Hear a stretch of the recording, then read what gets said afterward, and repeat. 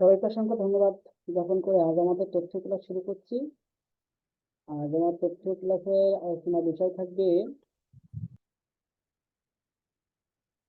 যে কয়েকটা প্রশ্ন এবং সেই প্রশ্নগুলোর ব্যাখ্যা আমরা করবো এবং আপনাদের ক্লাস শেষে সেগুলো শীট আমরা দিয়ে দেবো।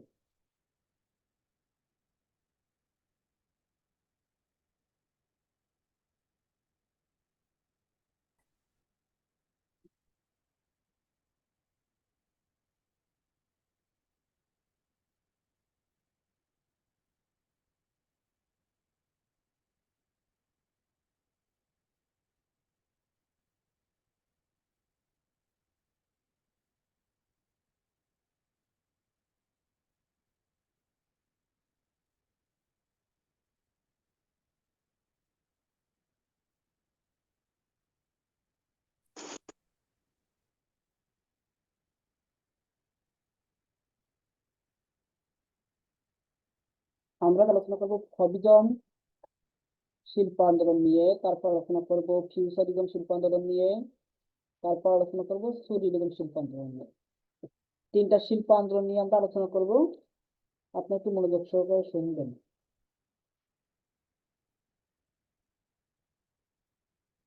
শুনে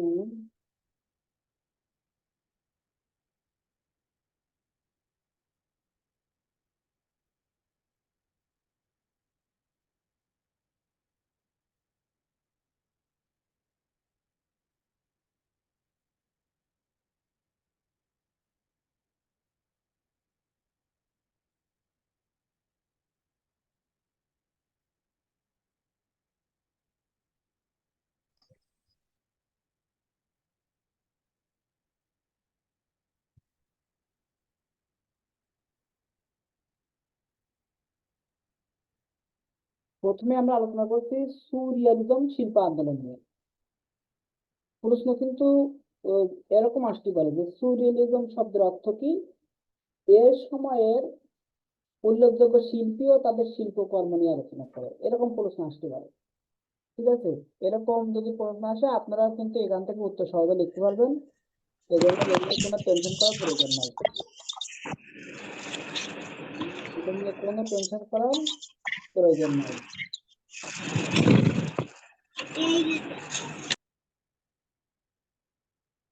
সুরিয়ালিজম ফরাসি শব্দ যার অর্থ পরাবাস্তববাদ।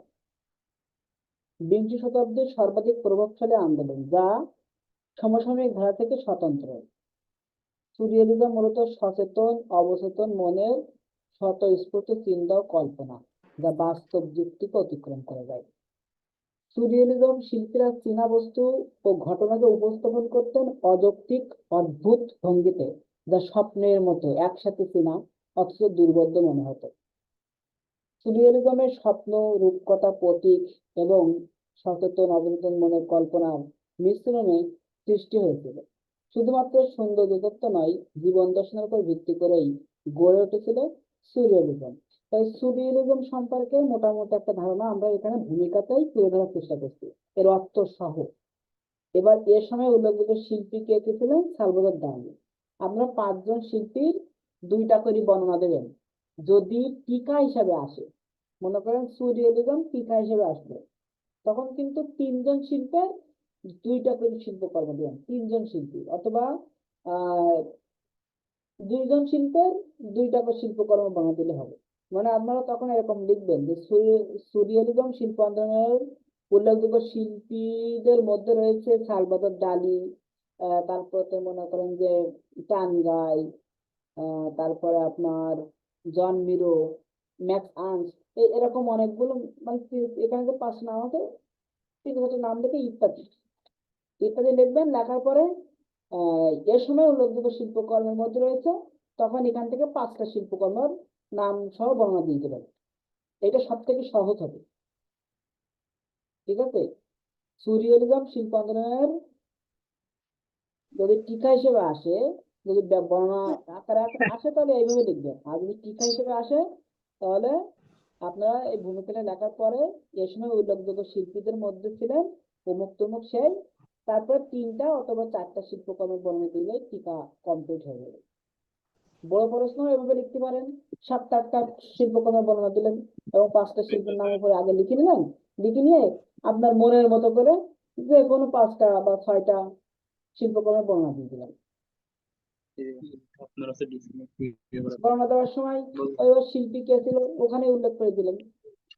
সালভাদর ডালি আপনার 1904 সালে জন্মগ্রহণ করেন। প্রথম জীবনে তিনি কিউবিজম শিল্প আন্দোলনের সাথে যুক্ত ছিলেন এবং পরবর্তীতে তিনি সুরিয়ালিজম শিল্প আন্দোলনের প্রধান শিল্পী হিসাবে বিবেচিত হন।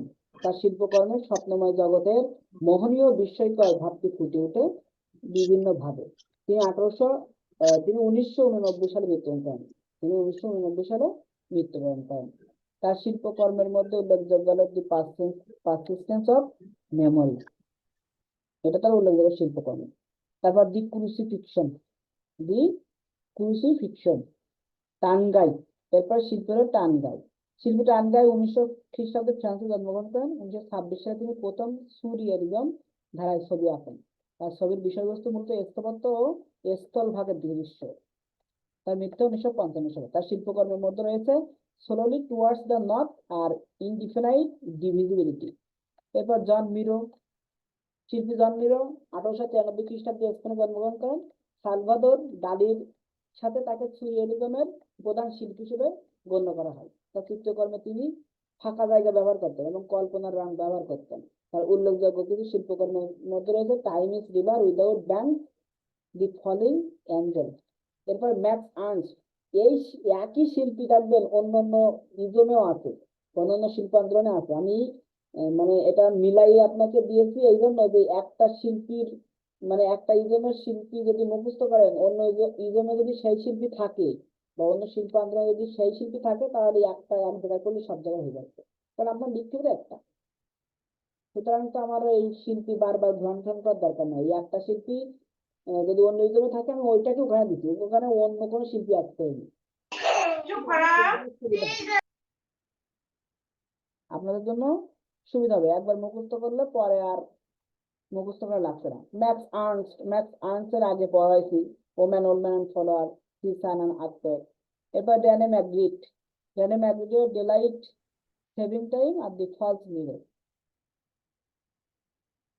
সচেতন অবচেতন আবেগ সুরিয়ালিজম শিল্পী দ্বারা সৃষ্টি। মূলত আমাদের পারিপার্শ্বিক জগৎ ছাড়াও যে একটি জগৎ আছে তা এই ইমেজের মাধ্যমে প্রথম প্রকাশ পায়। এখানে এটা ইজম হবে, ঠিক আছে, এটা একটু ঠিক করে নিয়ে। এই ইজমের মাধ্যমে প্রকাশ পায় যা ব্যক্তি বিশেষে অবশ্যই ভিন্ন, যা অনুভব করা যায় গভীর চিন্তা শক্তি দিয়ে। সেজন্য সুরিয়ালিজম শিল্প আন্দোলনকে আধুনিক শিল্প আন্দোলনের একটি সার্থক আন্দোলন বলা যায়। এরপরে আসেন ফিউচারিজম। ফিউচারিজম শব্দের অর্থ কি? ভবিষ্যৎবাদ, ভবিষ্যতের আগ। তার মানে শিল্পীরা মনে করতে থাকে যে আমাদের শিল্পকর্ম প্রায় শেষের দিকে, এখন পরবর্তীতে আমরা কি করব, আমাদের আন্দোলন তো শেষ, আন্দোলন ফুরাই গেছে, শিল্পকর্মের বিষয়বস্তু শেষ হয়ে গেছে।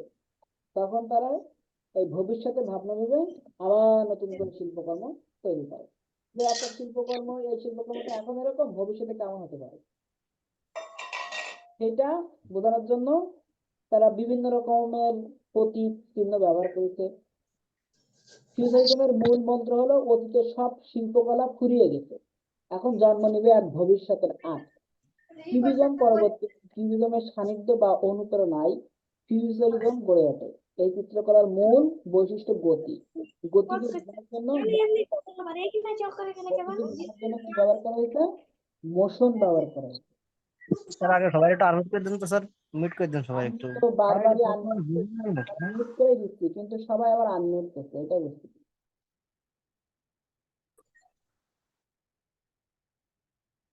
আমি তো বারবারই সব মিউট করে দিচ্ছি যখনই কথা শুনছি, কিন্তু আবার আনমিউট করে। ফিউচারিজম ছিল ক্ষণস্থায়ী, কিন্তু আধুনিকতার প্রত্যক্ষ দুর্দর্শ অবদান আছে। এই যন্ত্রযুগের গতিবাদের রাজা তারা, যান্ত্রিক বাদ করতে পেরেছিলেন তারা। এক্সপ্রেশনিস্টরা গতির ধারণাকে ব্যক্ত করতে, কিন্তু গতিকে এইভাবে প্রকাশ করার কথা শুধু স্বপ্নের সমকালীন জীবনের কেন্দ্র ছন্দকে ধরতে চেয়েছিলেন ভবিষ্যৎবাদ।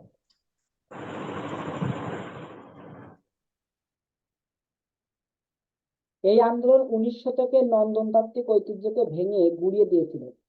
ফিউচারিস্টরা মনে করেন যে ফিউচারিজমের যারা শিল্পী তাদেরকে ফিউচারিস্ট বলা হয়েছে। তো তারা মনে করেন যে শিল্পের অতীতমুখী অবস্থান শেষ হয়েছে, অতএব এখন ভবিষ্যতের জন্য নতুন করে ভাবতে হবে, পৃথিবীকে সামনের দিকে এগিয়ে যেতে হবে এবং চলমানতার রূপ উপস্থাপন করতে হবে। হয়তো হাজার বছর আগের প্রাচীন গুহা মানবেরা এই চলমানতাকে উপলব্ধি করেছিল বাইসনের চিত্র আঁকবার সময়। তারা সেখানে 6টি পা এঁকেছিলেন গতি বোঝানোর জন্য। কিন্তু এই আন্দোলন বেশি দিন স্থায়ী হয়নি। ফিউচারিজমের উল্লেখযোগ্য শিল্পীদের মধ্যে রয়েছে আম্বেদকর বৈজ্ঞানিক, ওই যে যেভাবে বলেছি টিকাও যদি আসে এইভাবে লাগবে, এবং 2টা করে শিল্পকর্মের বর্ণনা দেবেন যদি বড় প্রশ্ন আসে। আর টিকা আসলে ওই যে শিল্পীদের নাম দিকে এই সময় উল্লেখযোগ্য শিল্পকর্মের মধ্যে রয়েছে 5টা শিল্পকর্মের বর্ণনা দিবেন। এখানে 10টা শিল্পকর্মের নাম দেওয়া আছে, বর্ণনা সহ আপনি 5টা দিবেন যদি টিকা হিসেবে আসে। আম্বেদকর বৈজ্ঞানিক, three women, the city rises, তারপরে জিওকোমো বালা, স্ট্রিট লাইট। জিওকোমো বালা শিল্পী আর ওর শিল্পকর্ম হলো স্ট্রিট লাইট ল্যান্ডস্কেপ। এরপরে কাল্লোকারা কিন্তু এর আগে ইজমে পড়েছেন, দ্য সুইমার্স আর দি রেড হর্সম্যান। আমি এই চেঞ্জ করিনি, ওইভাবে রেখে দিচ্ছি। তারপরে জিনো সার্ভেনি এর শিল্পকর্ম সি ড্যান্সার আর memories of travel. Luigi Russolo হলো মেমোরিজ অফ নাইট আর টাওয়ার ব্রিজ, এটা আগেও পড়ছেন। পরিশেষে বলা যায় যে ইউরোপীয় চিত্রকলা ইতিহাস 1906 খ্রিস্টাব্দ থেকে 1913 খ্রিস্টাব্দ পর্যন্ত এই 8 বছর ছিল সৃজনশীলতায় পরিপূর্ণ। বিভিন্ন ধারার মধ্যে ফিউচারিজম নিজেদের গতিশীল ধারণা নিয়ে আলোকের মতো সমুজ্জ্বল ছিল। ফিউচারিজম 2 শতক পরে ইতালিকেই শুধু ইউরোপের শিল্প ইতিহাসে নবস্থান দেয়নি, বরং পরবর্তী শিল্পধারা বা আন্দোলনগুলোকে নিজ গুণে প্রভাবিত করেছিল। এরপরে আমরা আলোচনা করবো ফবিজম। প্রশ্ন আসতে পারে কিন্তু ফবিজম শব্দের অর্থ কি, এ ধারার শিল্প আন্দোলন সম্পর্কে আলোচনা করে, এরকম কিন্তু প্রশ্ন ঘোরাফেরা আসতে পারে, কিন্তু উত্তর হবে যা আছে তাই। ফরাসি ফব থেকে ফবিজম শব্দের উৎপত্তি। ফরাসি ভাষায় ফব বলতে বন্য পশুকে বোঝায়, আর ফবিজম শিল্প আন্দোলনের প্রথম প্রদর্শনী থেকে ফবিজম শব্দের প্রচলন শুরু হয়। লুই ভক্সেল নামের একজন সমালোচক মানে শিল্প সমালোচক, মানে আর্কিটেক্ট যারা বলে, একটা প্রদর্শনী দেখতে গিয়েছিলেন। প্রদর্শনীতে গ্যালারির চারিদিকে চিত্রকর্ম টানানো হলেও মাঝখানে ইতালীয় রেনেসাঁর বিখ্যাত ভাস্কর্য দোনাতেলেনসা রাখা হয়েছিল। এই বিষয়টি তার কাছে খুব অদ্ভুত লেগেছিল, মনে হয়েছিল এ যেন অসংখ্য বাদরের মাঝে একটি মুক্তার মালা। তখন তিনি বন্য পশুর সাথে তুলনা করেন। 19 শতক থেকে 20 শতকের গোড়ার দিকে এই ধারাটি শুরু হয়। খানিকটা ইমপ্রেশনিস্টদের আদলে তারা ছবি আঁকতেন। তাদের ছবিতে পরিপ্রেক্ষিতের গুরুত্ব কমে গিয়ে গুরুত্ব পেল দ্বিমাত্রিকতা। তারা উজ্জ্বল রং ব্যবহার করতেন। তারা ছবিতে প্রাথমিক রং লাল, নীল, হলুদ সরাসরি ব্যবহার শুরু করলেন। রঙের ভিতর শুরু হলো আকারের সৌন্দর্য। ফবিজমের বর্ণনা সম্পর্কে শিল্পী মুর্তজা বশির লিখেছেন, ফবিজম চিত্র আন্দোলনের মূল ভিত্তি হলো অমিশ্র রঙের উল্লাস। এই চিত্রমালার অবিমিশ্রিত রঙের ভেতর দিয়ে অভিব্যক্তির স্বাধীনতা পরিপ্রেক্ষিত দর্শককে প্রথম দর্শনে হতবুদ্ধি ও হতভম্ব করে দেয়। গতানুগতিক ও ক্লাসিজমের বিরুদ্ধে যেমন ইমপ্রেশনিস্টদের উপস্থিতি, তেমনি নিউ ইমপ্রেশনিস্টদের বিরুদ্ধচারণ করে ফববাদের প্রকাশ। ফবিজমের শিল্পী ও তাদের উল্লেখযোগ্য শিল্পকর্মের মধ্যে এইগুলো আছে। হেনরি মাতিস, আমরা আগেও পড়েছি হেনরি মাতিস সম্পর্কে। জর্জ ব্রাকের আরো পড়েছি, এর পড়েছি, তারপরে রাউল ডুফে পড়েছি। তো মাউরিসি ডি ভেলনেক। পরিশেষে বলা যায় যে অন্যান্য শিল্পকলার মতো ফবিজমও তার শিল্পকর্মের নিজস্ব বৈশিষ্ট্যের মাধ্যমে আধুনিক শিল্পকলায় প্রভাবশালী ভূমিকা রাখে। এই সময় শিল্পীরা শিল্পকর্মের মাধ্যমে রঙের গুরুত্ব ফুটিয়ে তুলেছেন, মানে ফবিজমে রঙকে বেশি গুরুত্ব দেওয়া হয়েছে, রঙের স্বাধীনতা।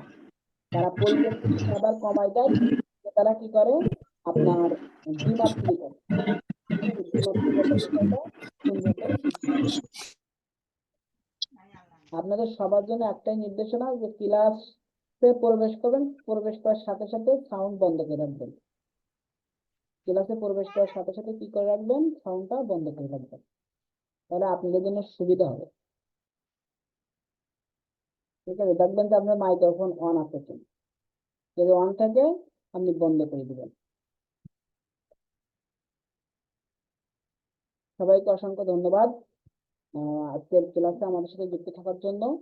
আমরা শীটগুলো এখন আপনাদের জিমেলে দিয়ে দেবো, আপনারা একটু অপেক্ষা করুন।